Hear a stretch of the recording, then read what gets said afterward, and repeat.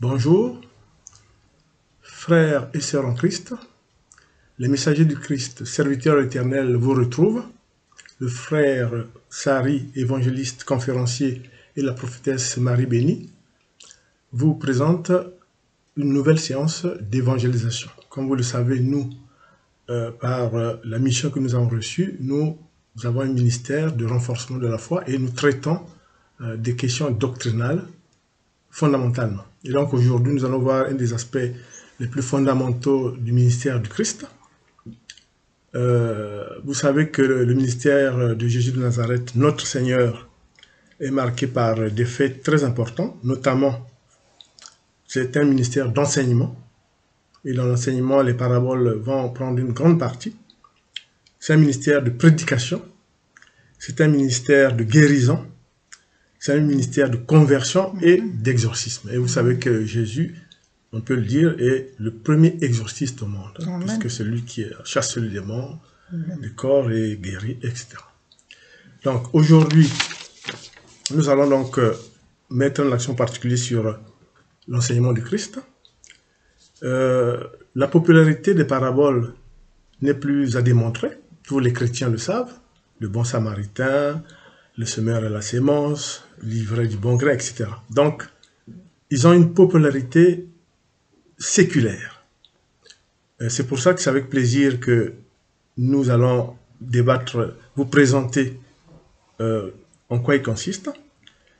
Vous savez que les paraboles dans l'Ancien Testament ont été quand même présentées notamment par Ésaïe. Mais ces paraboles n'avaient pas la même caractéristique que les paraboles du Christ, puisque dans les paraboles du Christ, il y a un seul objet, un seul objectif, c'est le royaume des cieux. Voilà. Et par ailleurs, on sait qu'il existe des paraboles rabbiniques, faites par certains scribes juifs, mais qui, quelquefois, terminent tout simplement par des dictons, des proverbes, et qui sont bien sûr des paraboles provenant des hommes de Dieu. Mais Jésus a la primauté dans ces paraboles de parler de royaume des cieux. Mais en fait, c'est quoi la parabole? Qu'est-ce qui la caractérise, la parabole de Jésus? C'est Jésus lui-même qui le définit.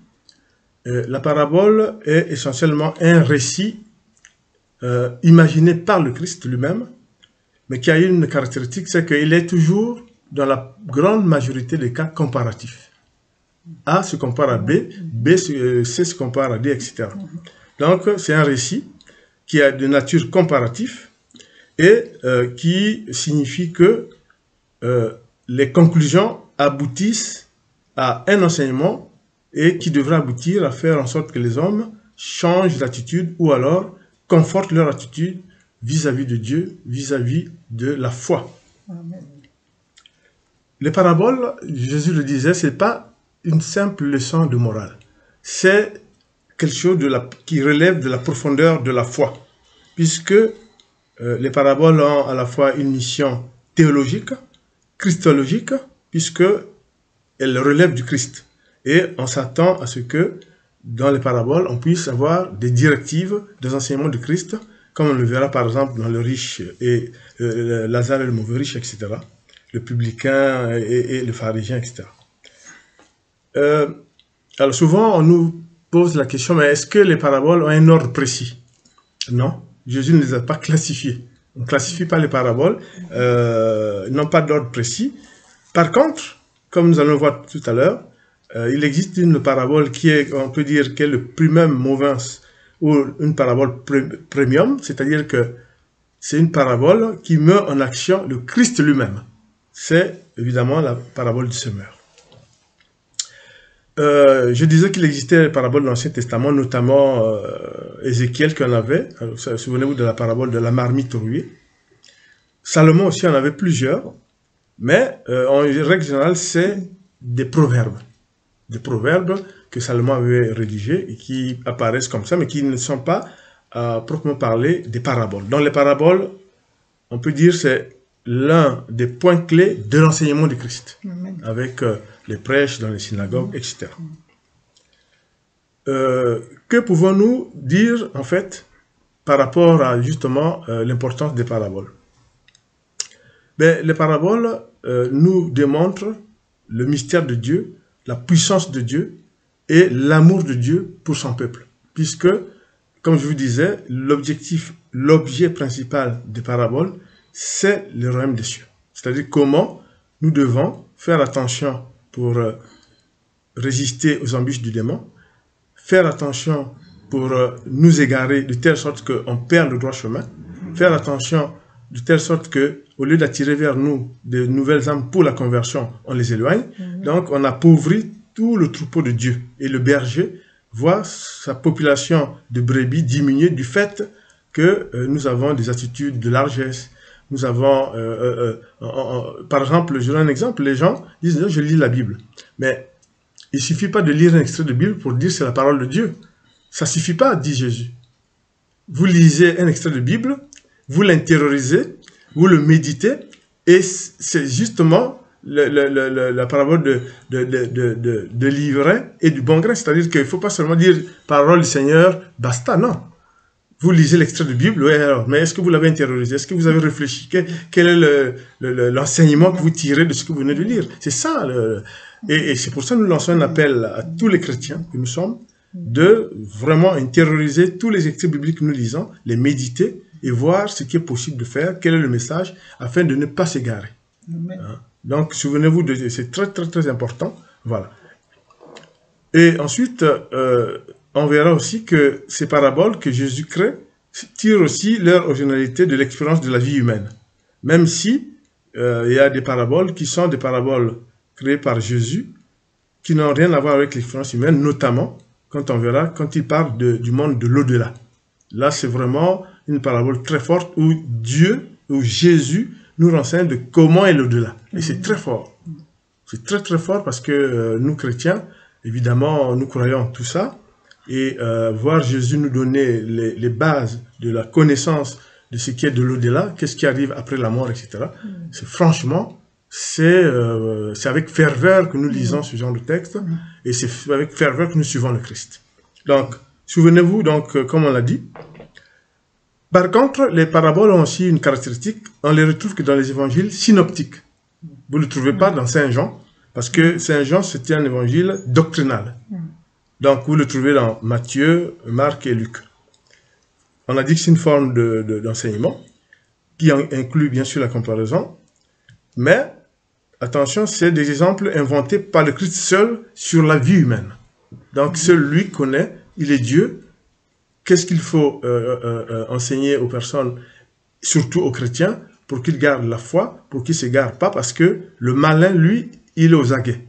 Et comme on le verra même dans la parabole du semeur, à quoi il correspond. Donc, je disais que la parabole du semeur est le premium des paraboles de Jésus. Donc, nous allons lire la parabole du semeur. Ensuite, la prophétesse poursuivra par le publicain et le pharisien se rendant au temple. Bien sûr, chaque fois avec des commentaires et l'enseignement de Christ à cet effet. Je vais donc lire la parabole du semeur.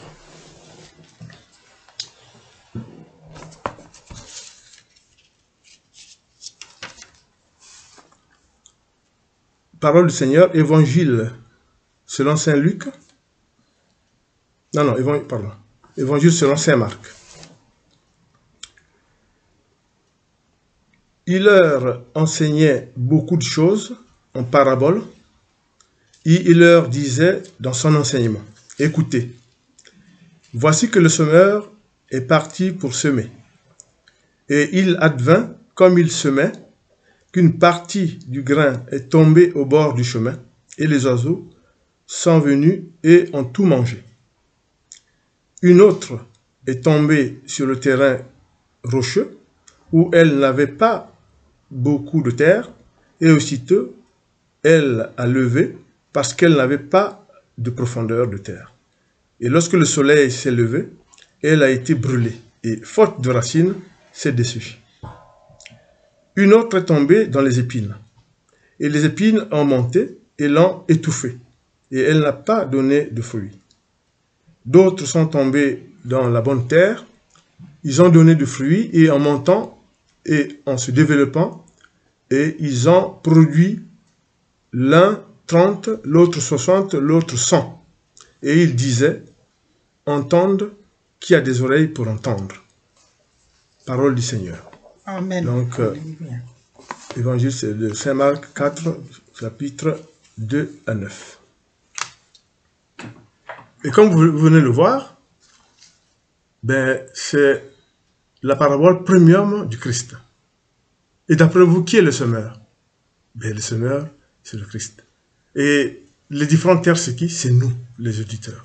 Dans le Christ, par cette parabole, nous enseigne comme quoi nous sommes stratifiés en 4 différents types de terres qui correspondent aux 4 différents types de réceptacles humains. C'est-à-dire que les uns, c'est la première terre, hein, les gens qui sont au bord de la route.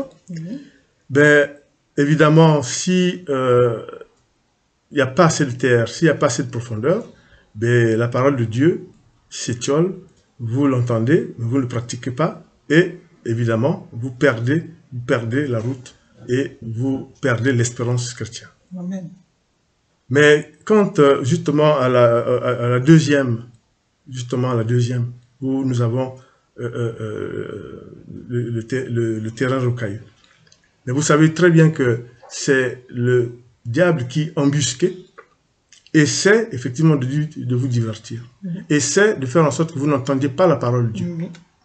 Et que j'associerais moi-même à la troisième terre, les épines. C'est aussi le diable qui fait en sorte que ben, les épines vous étouffent, comme il étouffe les grains, et de telle sorte que, au lieu qu'elle soit féconde, cette parole que vous entendez, cette parole que vous pouvez écouter de la part des hommes de Dieu, de la part des églises, etc., vous n'intériorisez pas, et justement par l'action néfaste du malin, évidemment, vous perdez la route, vous perdez le chemin, et évidemment, c'est au détriment de votre propre avenir. Et finalement, comme dit le Christ, quelle doit être la bonne terre? La bonne terre, c'est nous, ceux qui écoutent la parole et appliquent.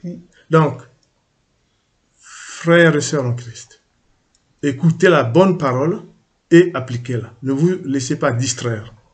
Et là, le semeur, le Christ, nous donne une grande leçon en nous disant, nous sommes catégorisés, parce que nous le sommes en réalité, Alléluia. et nous devons faire attention.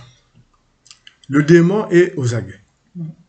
Autant dans le premier terrain, on peut se dire que bon, c'est pas l'effet du diable en tant que tel, mais c'est la dureté de notre compréhension, la dureté de notre cœur, qui fait qu'au lieu d'être propice à écouter la parole bienfaisante du Seigneur, de la Bible, des Écritures, nous perdons le fil et on se distrait par la vie mondaine, on se distrait par tout ce qui passe dans les médias et dans l'Internet, on se distrait en ayant de la mauvaise compagnie, on se distrait en ayant de mauvaises pratiques, on se distrait en volant, et tout cela fait en sorte que nous devons revenir vers la parole de Dieu pour espérer aller vers le royaume des cieux, vers le royaume de l'abondance, tel que Dieu nous l'a promis, notamment, on l'avait déjà vu dans le cours de la multiplication de pain et les noces de Cana.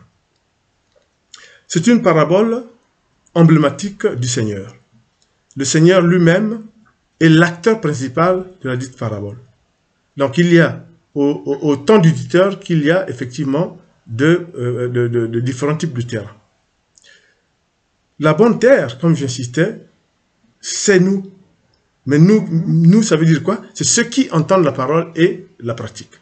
Retenez bien cela. C'est très important. Et en plus, cette parabole emblématique qui a objectif principal de nous dire comment est-ce que nous pouvons espérer aller au royaume des cieux.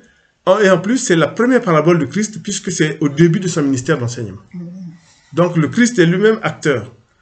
Mais il vous laisse deviner que c'est bien lui l'acteur. Et c'est ce qui est sublime et passionnant. C'est assez court, mais riche d'enseignement. Là, nous vous donnons notre sentiment inspiré par l'Esprit Saint, mais Jésus lui-même explique, tel que j'explique aussi. Quand vous lisez dans la Bible, vous avez l'expression du Christ, qui est ce que je suis en train de dire. Moi, avec les paroles, un peu l'explication d'aujourd'hui, mais en me calquant aussi sur ce que le Christ a dit, vous verrez que c'est passionnant. Amen. Je vous incite à bien relire, mais souvenez-vous, il ne suffit pas de lire un extrait biblique pour dire j'ai lu parole du Seigneur. Non, il faut l'intérioriser, réfléchir et en tirant des conclusions. Voilà. Donc, on peut dire quoi? On peut dire que quand vous enseignez, quand vous professez, quand vous dictez la parole de Dieu, vous devez aussi vous associer à votre auditoire, savoir comment l'auditoire de qui elle est composé. C'est pour ça que dans cette parabole, on voit bien que le semeur est associé à la sémence. Puisque la sémence, c'est quoi? C'est sa parole. Donc, plus vous faites des efforts pour écouter la parole, parce que la parole provient de vous, c'est pour ça qu'on dit dans cette parabole que le semeur est associé à la sémence. La sémence elle-même dépend de là où elle atterrit. Donc, la parole que vous dites, la parole que vous professez, il faut savoir aussi sur quel auditoire vous avez, et pour plus ou moins faire correspondre le degré de compréhension à l'auditeur, à l'auditoire. C'est très important. Et puis, il y a aussi un autre message, c'est que la sémence, qui est la parole de Dieu, elle est puissante. Elle est puissante, elle est vivifiante, et cela veut dire que dans le ministère du Christ, l'enseignement a joué et joue un rôle que nous, on prend la relève. Nous prenons la relève pour toujours perpétuer le message, puisque les enseignements de Christ ne sont pas une affaire de génération. Les enseignements de Christ, comme dirait l'apôtre Paul, c'est pour toujours. C'est très important, l'apôtre Paul l'a bien souligné, les enseignements de Christ, ce n'est pas juste une question de génération, mais c'est une question de perpétuité. Donc, que nous soyons vivants ou pas, ça continuera. Donc, c'est pour ça qu'il faut vraiment aussi faire notre mission d'enseignement et voir ce que vraiment nous pouvons donner à notre auditoire pour qu'ils intériorisent et en renforçant leur foi et en espérant aller au royaume des cieux tel que nous le disons. On peut aussi dire que dans cette parabole, le Christ lui-même l'a dit, Jésus lui-même l'a dit, la semence c'est comme la pluie. Il pleut, l'eau tombe au sol, le sol absorbe l'eau, et qu'est-ce qu'il fait? Ben, ça germe. Voilà, ça germe. Donc, maintenant, il suffit que, pour X raisons, vous n'avez pas préparé la terre, pour X raisons, donc, même s'il a plu, ben, vous n'aurez pas ce que vous escomptez.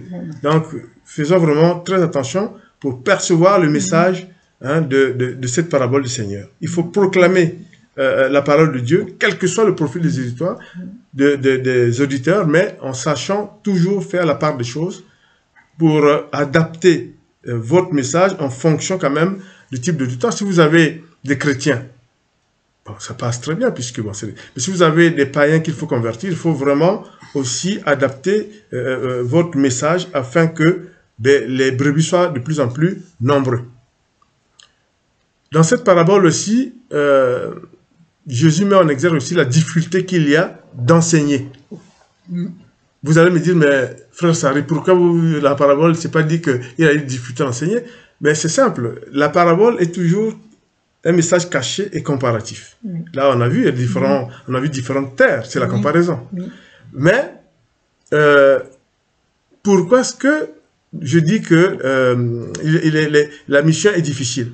Mais tout simplement parce que dans Jean, chapitre 4, verset 37, il est dit que la parole est diversement accueillie. Voilà. Et Jésus reconnaît en disant, l'un sème et l'autre moissonne. Ça veut dire quoi? Ça veut dire que une fois qu'il sera reparti vers le Père, qui prendra la relève? À l'époque, c'était les apôtres, c'était les disciples. Aujourd'hui, c'est nous. Donc, il y a un renouvellement perpétuel au fur des générations, jusqu'à le temps non prescrit, qui fera que il y aura des gens qui sèment et des gens qui moissonnent. Donc, qui continuent aussi à approfondir et à diffuser la parole de Dieu. Et ce qui est très, très, très important. Donc, retenons que les paraboles sont en général comparatives, créées par Dieu pour un message précis. Et là, vous avez vu ces 4 types de sœurs. Et puis ensuite, la sémence et le semeur. et puis la semence atterrit tombe sur 4 types de sols qui sont les auditeurs, et ça met en exergue que pour aller au royaume des cieux, pour nous qui sommes, je dirais, des hommes de Dieu qui avons une mission précise, nous devons adapter notre discours en fonction effectivement de l'auditoire, mais en même temps, nous devons toujours chercher à donner l'espérance chrétienne aux uns aux autres en disant qu'il y a un certain nombre de comportements qu'il faut avoir, et c'est le rôle des paraboles. La comparaison des paraboles, c'est pour aboutir justement à ça. Donc il faut proclamer la parole de Dieu, quel que soit le profil des auditeurs, bien sûr, sans se laisser influencer. La parole, rien que la parole, telle que nous l'avons apprise par les Écritures. Amen. Je vais passer la parole à la prophétesse qui va aussi nous donner sa lecture d'une parabole emblématique aussi du Seigneur Jésus. Voilà. Voilà, bien aimé, on va parler de la parabole du pharisien et du publicain. Alors, je vais prendre le texte biblique, Luc 18, versets 9 à 14. Je vais lire la parole de Dieu. Il dit encore cette parabole en vue de certaines personnes se persuadant qu'elles étaient justes et se faisant aucun cas des autres. 2 hommes montèrent au temple pour prier. L'un était pharisien et l'autre publicain. Le pharisien debout priait ainsi en lui-même. « Ô Dieu, je te rends grâce à ce que je ne suis pas comme le reste des hommes, qui sont ravisseurs, injustes, adultères, ou même comme ce publicain. Je jeûne 2 fois la semaine, je donne la dîme et tous mes revenus. Le publicain, se tenant à distance, n'osait même pas lever les yeux au ciel, mais il se frappait la poitrine en disant « Ô Dieu, sois apaisé envers moi, qui suis un pécheur. » Je vous le dis, celui-ci descendit dans sa maison justifié plutôt que l'autre. Amen. Amen. Alors, je vais finir par ça. Alors, car quiconque s'élève sera abaissé et celui qui s'abaisse sera élevé. Amen. Amen. Nous savons tous par expérience, mes bien-aimés, que les apparences sont parfois trompeuses. Le dicton populaire « tout ce qui brille n'est pas or » illustre bien ces passages bibliques que nous venons de lire. La même remarque s'applique au monde spirituel, bien aimé. Ceux qui paraissent pieux ne le sont pas nécessairement. À l'inverse, la vraie piété peut se retrouver chez ceux dont on ne s'attendait même pas. Chez ceux qu'on s'attendait le moins. Citons comme exemple biblique la parabole du pharisien et du publicain. Cette histoire fera l'objet de notre étude. Alors, nous allons vraiment tailler ensemble. Alors, essentiellement, cette parole traite de la question de l'attitude du cœur, de l'esprit, qui nous anime. Par attitude, nous montrons nos sentiments concernant une situation donnée. Elle peut être bonne ou mauvaise. Jésus met ici en contraste ces 2 types d'attitudes qui soulignent l'importance d'adopter. Il ne se passe pas une journée sans que nous ayons à réagir à un état de choses. Les circonstances varient à réagir à un état de choses. D'une situation, ça varie d'une personne à l'autre. Or, aux yeux de Dieu, ce ne sont pas tant des circonstances qui importent, ce n'est pas les circonstances qui importent, mais plutôt la façon de réagir aux circonstances. Quelle attitude avons-nous lorsque survient un événement? Bien aimé, quelle attitude avons-nous quand survient un événement? Quelle est la disposition de notre cœur? dans une situation donnée. C'est à cela que Dieu s'intéresse. Dieu s'intéresse à cela. Il regarde avec quelle disposition et quel dessein nous venons à lui. Nous venons à lui avec quoi? On vient avec une assurance ou bien on vient avec la piété.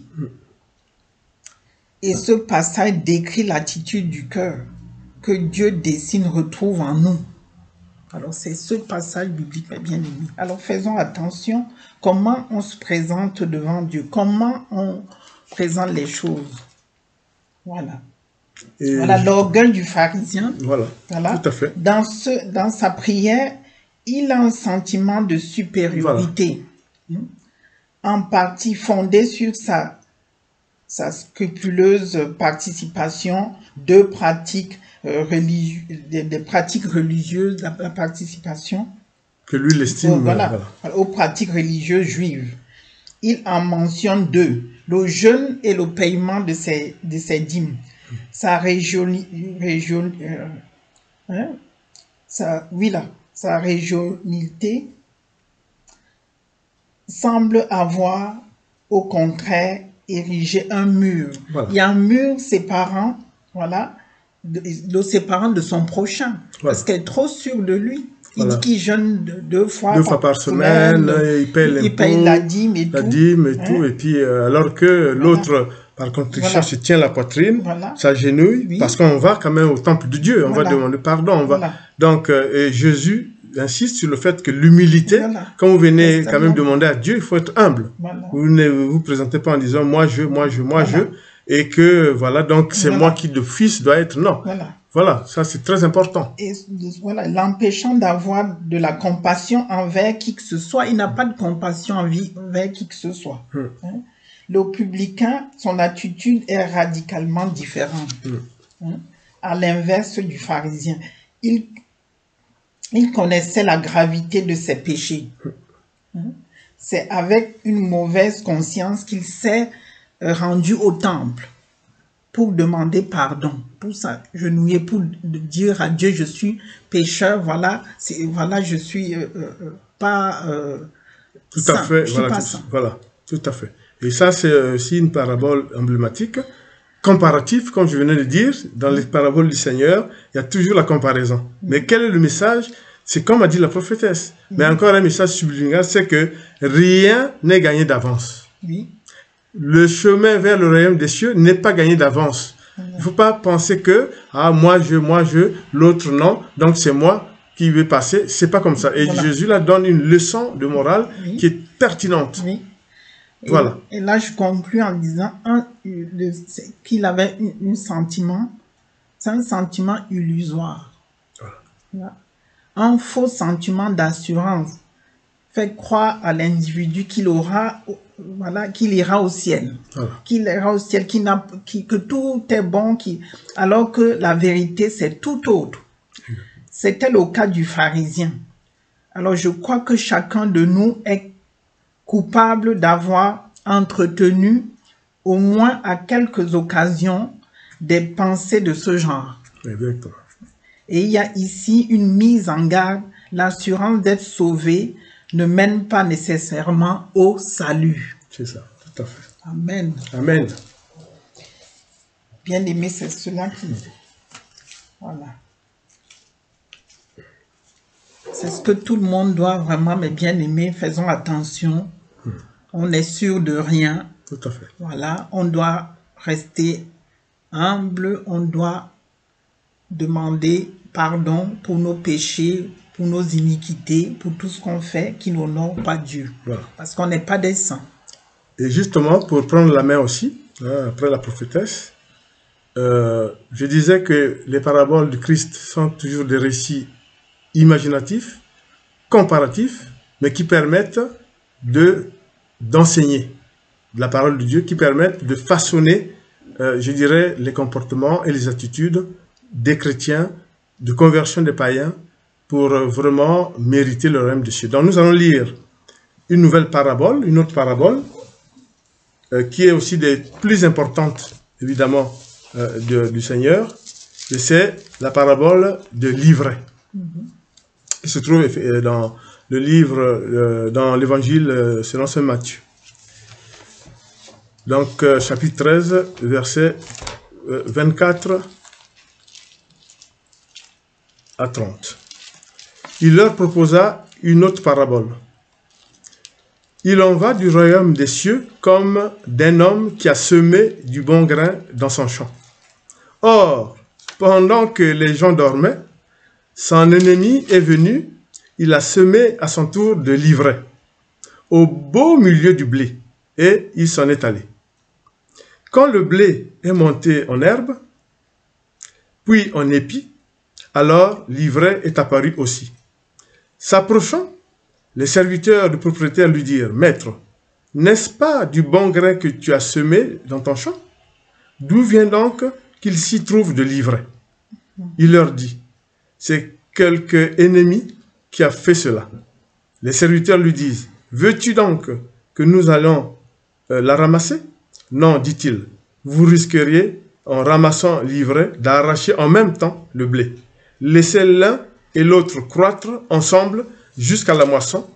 Et au moment de la moisson, je dirai au moissonneur, ramassez d'abord l'ivraie et liez-la en bottes que l'on fera brûler. Quant au blé, recueillez-le dans mon grenier.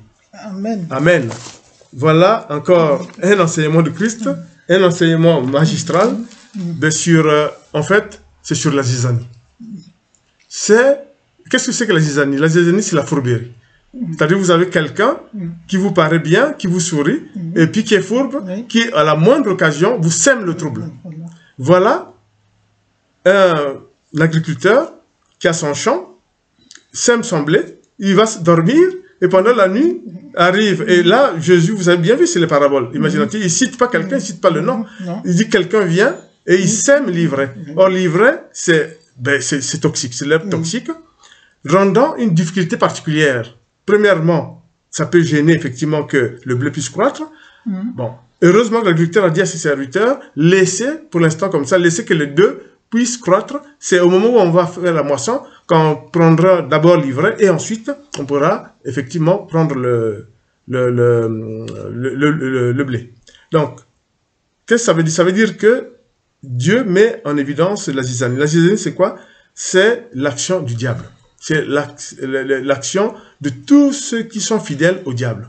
Donc, faites attention dans la mesure où, même si vous savez que vous êtes dans un milieu où il y a de l'hostilité, il faut vraiment avoir un esprit de lecture, un esprit parcimonieux pour faire la distinction entre celui qui est bien et celui qui est mauvais. Même si vous ne pouvez pas le faire, il faut toujours être attentif. Il faut savoir, à tout moment, séparer le bon grain du mauvais grain. Le bon grain de l'ivraie, c'est-à-dire des mauvaises herbes, pour que, effectivement, vous puissiez avoir une bonne moisson. Donc, le message important de la parabole de l'ivraie, c'est que l'ennemi ne peut amener que de l'hostilité. Le diable ne peut pas vous amener la joie. C'est pas possible. Donc, il faut en toutes circonstances être vigilant. Et cela s'applique aussi, quand on y réfléchit, à toute la vie. C'est-à-dire quoi? Les fréquentations. Il faut faire attention, effectivement, la zizanie peut provenir du fait que vous fréquentez de mauvais milieux. Il faut faire attention aussi à ce que vous faites dans la vie sociale. Est-ce que votre pratique est une bonne pratique qui vous empêche ou éloigne de vous certaines personnes qui ont des attitudes véreuses, qui n'ont pas des attitudes vertueuses? Et ça aussi, vous devez être en capacité de distinguer le bien et le mal. Et là aussi, ce qui est bien, c'est que la moisson, mais là le Christ dit, laissez les deux germer, et à la moisson, on prendra d'abord l'ivraie, et ensuite on pourra tranquillement faire la moisson du blé sans aucun problème. Et ça aussi, c'est le piège du démon. Parce que qu'est-ce qui arriverait si l'agriculteur avait dit au serviteur, ah oui, bon, nous, qu'est-ce qu'on va faire? Il avait dit, oui, bon, écoutez, enlevez. Mais ils auraient pu enlever et le bon grain et l'ivraie, et au final, il n'y aurait pas eu la moisson. Donc, Jésus veut mettre en évidence que dans la société, il y a toujours le diable qui est là et ils peuvent s'aimer la zizanie. Pourquoi je dis zizanie? Mais Jésus lui-même souligne à quel moment est intervenue l'action néfaste de quelqu'un. C'est pendant que les gens dormaient. Pendant que les gens dormaient. C'est ça le problème. C'est sublime cette parabole. C'est pendant que les gens dormaient que il est venu la semer, il est parti. C'est toujours la nuit. Voilà, c'est toujours la nuit. C'est les ténèbres. C'est la nuit, c'est les ténèbres. Il vient, il sème, il est là. Tranquille, peut-être qu'il est même devant vous, il regarde, vous vous dites, ah, mais et pourtant, maître, vous avez semé, ah oui, tout ça, mais comment on fait? Heureusement, l'agriculteur a dit, non, non, tranquillisez-vous, les gars, vous allez laisser que tout germe, et après, à la moisson, on séparera tout ça. Et du coup, il a réussi à voir ce qui était prévu dans sa moisson, et ça a comblé ses objectifs, et ce qui fait que nous retenons qu'effectivement, cette parabole est très riche en enseignements. Attention à nos fréquentations. C'est pas que Jésus soit dirigiste, non. Jésus est Dieu et nous sommes des chrétiens. Nous aspirons à aller vers le royaume de l'abondance. Nous espérons avoir le salut. Et pour avoir le salut, nous devons suivre la parole de Dieu pour justement agir en adéquation avec cette parole de Dieu. C'est tout. Si vous êtes païen, vous ne vous convertissez pas, vous resterez païen. Mais nous espérons qu'avec tout ce que les messagers du Christ serviteur éternel font, et d'autres hommes de Dieu, dans la parole de Dieu, dans les Écritures, en vous les mettant comme ça en exergue, nous espérons que la foi sera renforcée, modifiant les comportements et dans la vie de tous les jours. Publicains et pharisiens, vous avez vu, donc l'orgueil, le bannissement de l'orgueil, etc. Il n'y a pas moi, je, c'est écrit d'avance. Non, rien n'est écrit d'avance. Hein? Comment dire, le semeur et la sémence. Hein? Le semeur est là, c'est le Christ lui-même. Mais attention, il vous dit, il y a 4 terrains. En fonction du terrain, les 2 premiers terrains, surtout les 2 terrains du milieu, il y a l'action du diable. Faites attention. Donc, sachez qu'il y aura toujours opposition à ce que vous faites, mais il faudrait toujours insister parce que la persévérance est la mère de l'enseignement et la mère de la formation. C'est très important. Le Christ nous a montré parce que malgré l'hostilité qu'il avait à Nazareth, il a enseigné, c'était sa ville de jeunesse, et dans les synagogues, etc. Mais lui-même, il a dit, même pas à Nazareth, mais on sait très bien que Jésus, même si sa passion, il la vivra là-bas, nous savons que le Christ a persévéré. Bien sûr, c'était Dieu, mais c'est en nous montrant cet exemple de persévérance que nous pourrons aussi nous persévérer dans la parole de Dieu et en suivant ses enseignements. C'est très important. D'autre part, les paraboles aussi ont cet effet, mis à part ce que j'avais dit dans les caractéristiques, comparaison, etc., ils peuvent aussi signaler la stratégie du malin. Comment le diable peut agir. Donc, faisons attention. Il peut aussi agir. Bien sûr que là, l'exemple, c'est dans la nuit, mais pendant que les gens dormaient. Mais ça peut aussi vouloir dire que pendant que vous n'êtes pas attentif, pas attentif, c'est là où le diable peut vous surprendre. Il faut comprendre ça comme ça aussi. Donc, il faut être toujours alerte, parce que le diable est comme ça. Vous savez, le diable a été banni par Dieu. Comme il ne peut pas vaincre Dieu, d'ailleurs le Christ l'a vaincu au désert, qu'est-ce qu'il va faire? Il attaque la création. Parce qu'il sait que nous sommes hommes, etc. Il attaque la création. Et c'est pour ça que Dieu a donné aux uns et aux autres hommes de Dieu la capacité d'avoir ce qu'on appelle l'esprit de combat. Voilà. C'est pour ça qu'on a la capacité d'esprit de combat. Dieu, quand il a envoyé les disciples enseigner, aujourd'hui nous enseignons, il a dit, écoutez, vous aurez autorité pour enseigner, pour former, mais en même temps, pour imposer les mains, pardonner les péchés, etc. Donc, il donne aussi les armes nécessaires aux envoyés de Dieu, aux hommes de Dieu, pour poursuivre sur leur mission, en étant blindés pour, bien sûr, résister au diable, même si la résistance au diable est une affaire aussi de la personne elle-même, Mais en même temps, dans le cadre de la stratégie à suivre, il faut quand même prendre ça en compte aussi. Amen. Il faut toujours aussi savoir que, heureusement, que il y aura le salut à la fin et le jugement dernier à la fin. Donc, tout ce que nous faisons en suivant la parabole de Christ, c'est pour nous améliorer, c'est pour être en adéquation avec les objectifs que Dieu a assignés aux uns aux autres, surtout aux chrétiens, puisqu'on a déjà débattu sur la nature du chrétien, c'est suivre le Christ, puisqu'on on apporte les habits du Christ, donc on suit le Christ, et pour suivre le Christ, Dieu nous donne par les paraboles tout est national. Nous aurons d'autres occasions encore pour approfondir les paraboles de Jésus, mais sachez une fois pour toutes que les paraboles, c'est une méthode d'enseignement de Christ, je reviens sur ça, elles sont des récits imaginatifs, comparatifs, toujours comparatifs, quelle que soit la forme. Et puis il y a des paraboles où c'est Dieu qui présente le royaume des cieux, Dieu qui présente l'au-delà, et ça, c'est d'autres types de paraboles qu'on aura l'occasion de lire aussi. Mais c'est l'aspect fondamental du ministère de Jésus par rapport à l'enseignement de Christ, les paraboles. Voilà. Et pour terminer, retenez aussi que parabole, du mot grec signifie parabolé, veut dire comparaison. Donc on revient encore sur l'aspect comparatif, comme tout à l'heure dans la parabole qu'a lu la prophétesse, c'est toujours comparatif. Et c'est avec passion que nous lisons ça, c'est avec passion que nous traduisons la passion que nous avons pour que vous puissiez prendre l'utile. Souvenez-vous, il ne suffit pas de lire un extrait de Bible pour dire aux paroles du Seigneur. Non, paroles du Seigneur, c'est bien beau, mais qu'est-ce que vous en faites? Vous lisez, vous méditez, et qu'est-ce que vous en sortez par rapport à la lecture que vous avez faite? Béni soit le Seigneur de nous avoir accordé cette opportunité d'approfondir la foi par les enseignements de Christ, fondamentalement par les paraboles. La prophétesse. Merci Seigneur pour ce moment. Et puis nous allons encore continuer avec les paraboles. Nous reviendrons. Nous reviendrons. Ok. Oh Seigneur, nous te remercions de tout ce que tu fais pour nous. Nous espérons toujours être en communion avec toi.